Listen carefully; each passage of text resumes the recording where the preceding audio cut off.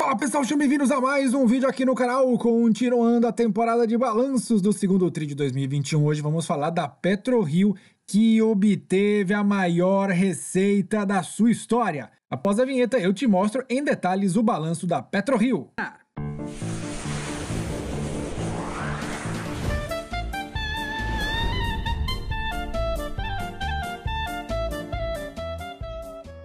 Agradecendo aqui os mais de 3.240 inscritos. Se você não inscreveu ainda, clica em inscrever, ativa o sininho para receber notificações, porque todos os dias tem conteúdo novo aqui no canal. Fazendo aqui nosso disclaimer, as informações e matérias disponibilizadas aqui não servem como objetivo de indicação, que seja investimento, uma decisão do investidor. Quer ficar bem informado? Acesse minha coluna Fato Relevante no site da Epic Capital. Posto lá cedinhas para notícias que vão balançar o mercado financeiro, além da nossa coluna diária aqui de segunda a sexta-feira, a partir das 8h30 da manhã, o Zambelli News. Outra fonte importante de informação é o site guia do investidor.com.br, um site completo sobre ações, fundos imobiliários, dividendos e até small caps. Acessa lá para mais informações. Quer bater papo com outros investidores sobre análise técnica fundamentalista e macro do mercado financeiro? Eu te convido para entrar na nossa comunidade de estudos do mercado financeiro no Telegram. É gratuito, o link está na descrição deste vídeo. Iniciando a análise com o quadro geral que a PetroRio disponibilizou em seu balanço, vamos para o preço do Brent médio, o petróleo do tipo Brent. No segundo TRI de 2021, um ralizão de alta aí, $69,08 o barril, 106% de aumento comparado com o mesmo período do ano passado, onde ele custava $33,39 o barril. A alta de preço com relação ao primeiro TRI de 2021 está em 12,7%, pois ele era cotado a $61,32 o barril. Claro que, obviamente, esse avanço no preço do Brent também favorece a receita recorde da PetroRio. O preço médio de venda, então, que a PetroRio fez de seus galões, de seus barris de petróleo, foi $66,85 o barril, 90,5% a mais do que o segundo TRI do ano passado e 7,5% a mais com relação aos três primeiros meses de 2021. Taxa de câmbio média ficou em R$ 5,29 e a final em R$ 5,00, queda de 8,5% comparada ao segundo TRI do ano passado e 12% a menos ao primeiro TRI deste ano. Então o dólar aí desfavoreceu a venda da PetroRio neste quesito. Vamos falar de produção? Campo de Frade e Campo de Polvo, a PetroRio tem participação aí de 100%. Então foram produzidos aí 14.941 barris por dia no Campo de Frade, 8.843 no Campo de Polvo, no Campo de Tubarão Martelo 5.250, este a PetroRio tem 80% de participação, e 2.191 barris por dia no Campo de Manati. No comparativo de produção, no Campo de Frade, 1% a menos do que o primeiro TRI de 2021, 10,3% a mais no Campo de Polvo, menos 14,3% no Campo de Tubarão Martelo e 5% a mais com relação ao Campo de Manati. No total referente à PetroRio, foram 31.225 barris por dia produzidos pela empresa, queda de 0,3% no comparativo com o primeiro TRI de 2021, mais alta aí de 32,7% quando comparado ao mesmo período do ano passado. De acordo com a empresa, esse aumento aqui de 32% é resultado da aquisição de 80% do Campo de Tubarão Martelo, concluída em 3 de agosto de 2020, além da quantidade de barris vendidos no trimestre, que teve um aumento de 103% quando comparados ao mesmo período do ano passado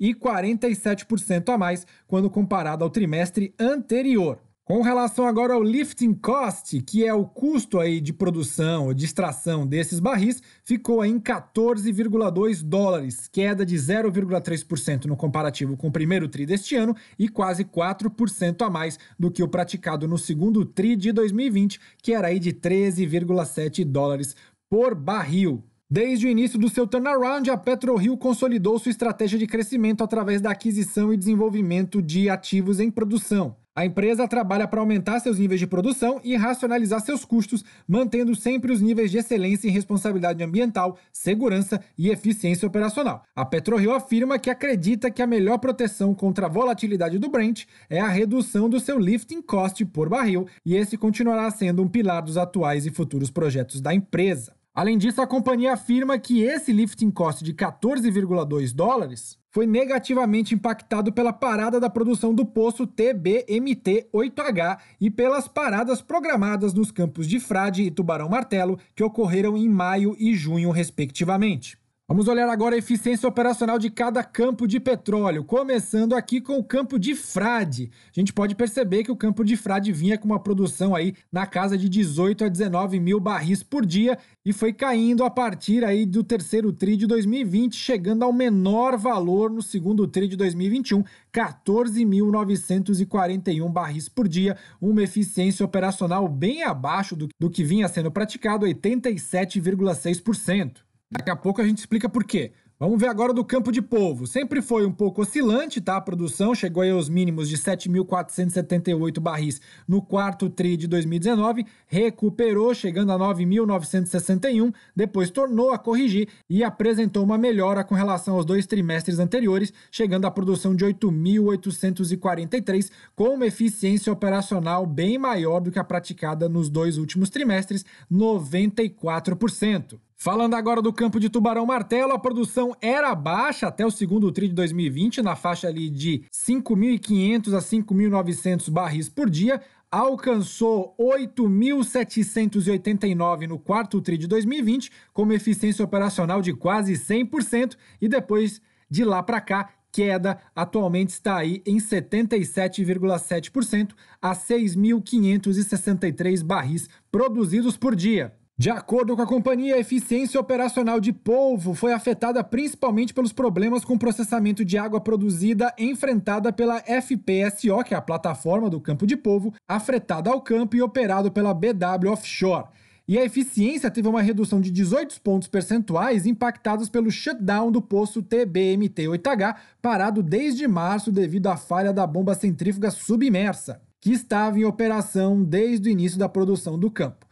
O conserto da bomba vem sendo executado após passar algumas dificuldades no processo de retirada e assentamento da coluna de produção para a realização da troca da bomba, com expectativa de conclusão para o mês de agosto. Então a empresa, nessas quedas de produtividade que foi observada nos campos, foi mais por problemas técnicos que acabaram acontecendo. Vamos para o resultado do período, então. A receita total aí teve um aumento de 228% no comparativo anual, chegando a R$ 1 bilhão contra os 312,2 milhões de reais. Na análise dos 6 primeiros meses de 2021, a receita aí já está em R$ 1,6 bilhão, 213% maior do que os 535 milhões praticados em 2020. Custo de produto vendido saltou para R$ 250 milhões, 187% a mais do que os 87 milhões praticados no segundo tri do ano passado. Pagamento de royalties, 82 milhões, 289% a mais do que os 21 milhões pagos no segundo tri de 2020. De modo que o resultado das operações ficou em 689 milhões, bem acima dos 203 milhões obtidos no segundo tri de 2020. Fazendo aí a soma dos 6 primeiros meses, já está em 1,1 bilhão de reais esse resultado operacional. As despesas gerais administrativas subiram 64%, de modo que o EBITDA da companhia ficou em 580,68 milhões de reais no segundo tri de 2021, alta de 101% quando comparado ao ano passado. Margem EBITDA caiu para 57%, uma queda de 36 pontos percentuais. Considerando aqui depreciação, resultado financeiro, despesa financeira e também imposto de renda, o lucro líquido da companhia ficou em 304,56 milhões de reais, revertendo o prejuízo lá no segundo tri de 2020, que foi de 76 milhões de reais. De acordo com a PetroRio, esse resultado positivo foi possível através do aumento de 103% na quantidade de óleo vendida em comparação ao segundo tri de 2020, devido à incorporação de TBMT em agosto e à incorporação dos 30% remanescentes do campo de Frade em fevereiro de 2021, que adicionou mais produção e, consequentemente, mais volume. Além disso, pela alta de preço do petróleo tipo Brent, que registrou uma média de $69 o barril, um aumento de 107% na comparação ano contra ano.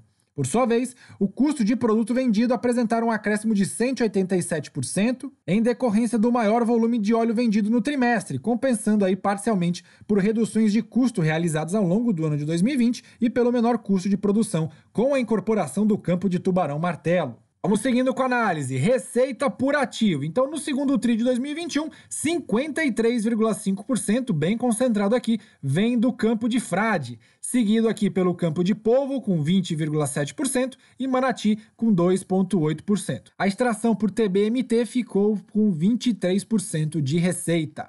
Vamos falar de endividamento agora. O custo da dívida, que é referente aí ao capital de giro, essa dívida tinha um custo aí no segundo tri de 2029 de 5,69% ao ano, chegou a 5,80% no terceiro tri e de lá para cá a empresa foi renegociando sua dívida, abaixando as taxas e atualmente a dívida dela tem um custo aí de 3,45% ao ano. E como é a composição dessa dívida? 3 bilhões de reais são referente a bonds, que são as debêntures que a empresa emitiu no exterior. E 467 milhões de reais são outros tipos de dívida referente ao capital de giro. Essas bonds elas são com uma taxa fixa de 6,12% ao ano e esses outros 13% são dívidas de curto prazo, equivalente aqui a esses 467 milhões. Então, boa parte, a maior parcela da dívida da PetroRio está fixa aí em 6,12% ao ano. A empresa afirma que, além de reforçar a posição de caixa da companhia, reforma o acesso à PetroRio ao mercado de capitais internacionais, através dessa emissão das bonds, que teve uma demanda 5 vezes maior do que a companhia pretendia emitir antes da precificação. O montante emitido foi e será realizado para pagamento de dívidas e reforçar a estrutura de capital da companhia. O pré-pagamento dessas dívidas e a emissão dos bonds possibilitou o alongamento do vencimento da dívida com a substituição daquelas que tinham prazo menor, evidenciando o rigoroso trabalho da companhia no planejamento financeiro em um horizonte de longo prazo. O trabalho no planejamento financeiro da companhia também é refletido na redução desse custo da dívida de capital de giro, fruto da melhoria da estrutura de capital da PetroRio e o diligente trabalho que vem sendo feito. E como está esse cronograma de amortização? A posição do caixa da companhia no segundo tri de 2021 é de 4,5 bilhões de reais por conta da emissão desses bonds que a gente acabou de citar. 467 milhões de reais vence em menos de 12 meses, que é o custo do capital de giro. No segundo, terceiro e quarto ano seguintes, não tem dívida para pagar a PetroRio. Só a partir do quinto ano tem mais 3 bilhões de reais, que são esses bonds que foram emitidos no exterior. Além disso, em junho de 2021, a companhia comprou opções de venda, as chamadas puts, do Brent como hedge para se proteger das oscilações do preço do petróleo. O volume do total de hedge é de aproximadamente 4,3 milhões de barris, a um strike médio aí, um preço de venda de $67 por barril. Vamos seguindo com a análise agora, verificando a variação do caixa líquido. O caixa era de 212 milhões, aí houve um incremento de 121 milhões por conta do EBITDA apresentado, 7 milhões foram pagos em impostos, 54 milhões foi para capital de giro, 36 milhões foi para CAPEX, que é investimentos que a empresa faz nela mesma para melhoria operacional. Ajuste final aí com relação a recebimento da Petrobras pelo campo de frade, 4 milhões de reais e 30 milhões em despesas financeiras, de modo que o caixa líquido ao final do segundo tri de 2021 ficou em 210 milhões de reais. A PetroRio afirma que manteve sua posição de caixa líquido praticamente estável devido principalmente aos seguintes fatores. Capital de giro foi principalmente afetado pelo aumento de contas a receber com concentração de vendas no último mês do trimestre. O CAPEX foi os gastos com o tieback entre os campos de polvo e Tubarão Martelo, além da perfuração do poço Paul-K e melhorias na sonda Kingmaker e gastos com manutenção em geral. E as despesas financeiras foram gastos com taxas de emissão do bonde, juros e outras despesas. Beleza, a empresa tem um endividamento de longo prazo, mas vamos ver como isso está na relação dívida líquida por EBITDA. Nós temos aqui a quantidade de débito que a empresa tem, de dívidas em bilhões de reais, e aqui essa dívida ajustada pelo EBITDA. Então nós podemos ver que chegou momentos ali entre 2019 e 2020, onde a alavancagem da empresa era um pouco maior do que ela tem hoje. Chegou ali a 3,3 vezes, depois ficou abaixo de 1,5, voltou para a casa dos 2 e ela foi diminuindo esse endividamento. Com as emissões dos bondes, botando bastante dinheiro em caixa, a empresa acaba ficando com dívida líquida negativa. Isso joga o dívida líquida EBITDA para o campo negativo. No primeiro tri de 2021, era aí de menos 0,95, agora está em menos 0,6 vezes o dívida líquida por EBITDA, então indicador de alavancagem nas regiões de mínimo para a PetroRio. E atualmente ela está com dívida líquida aqui de menos 1,1 bilhão de reais. E aí, pessoal, o que é que vocês acham do case da PetroRio? Parece que a empresa fez o turnaround certinho e está com ótimos indicadores de EBITDA, lucro, receita e baixo nível de endividamento para pagar só daqui a 5 anos. Escreva aí nos comentários se você tem PetroRio na carteira e se você acha ela uma boa empresa. Se você gostou desse vídeo, deixe seu like, se inscreva no canal, curtir no grupo de WhatsApp, Telegram, divulgue pros amigos. Esses são os parceiros do App Capital Investidor e acessar nosso comunidade exclusivo gratuito do Telegram. Eu te espero lá. Obrigado por assistir até aqui e até o próximo vídeo!